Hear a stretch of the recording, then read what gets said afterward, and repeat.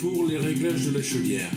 Donc vous avez la touche qui est en haut à gauche, qui est le réglage d'eau chaude, hein, comme vous pouvez voir le cycle juste au-dessus. Donc là, vous pouvez la régler.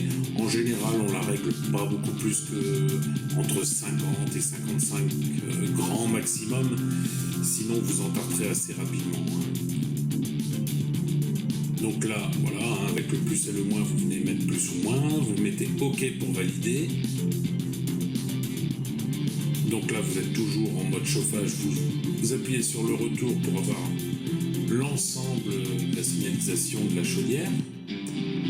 Pareil pour le chauffage, vous appuyez sur la touche en haut à droite et vous venez avec le plus et le moins modifier la température. Mais 60 degrés, c'est une bonne température pour passer tout l'hiver. Donc si vous réappuyez là où il est marqué barre avec une flèche, vous réappuyez sur la touche en dessous, vous avez la pression réelle. Ça, je vous ai fait un tuto une fois, donc je vous mettrai en description le tuto. Donc au niveau de l'écran, vous avez là, ce que je vous montre, c'est la puissance du brûleur, donc il est à peu près au milieu.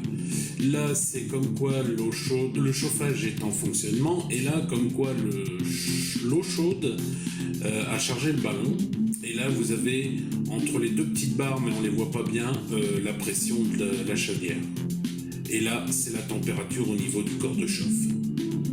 Mais tout ça, je vous fais en fin de vidéo quelque chose de plus simple. Donc là, on peut venir régler la température du chauffage, comme j'ai mis, mais si vous la mettez au minimum, vous allez voir, il va être marqué que vous pouvez désactiver le chauffage. Ça, c'est pour l'été. Donc vous appuyez sur OK, vous avez désactivé le chauffage.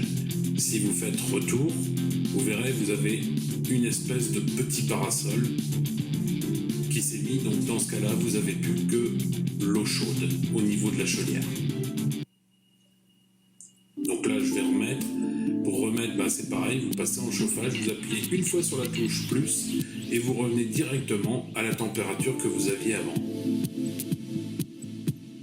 Donc au niveau de l'appareil, vous avez aussi la touche qui est en dessous, la touche ronde là, qui est la touche reset en fait. C'est quand vous avez un défaut sur la chaudière, vous appuyez dessus.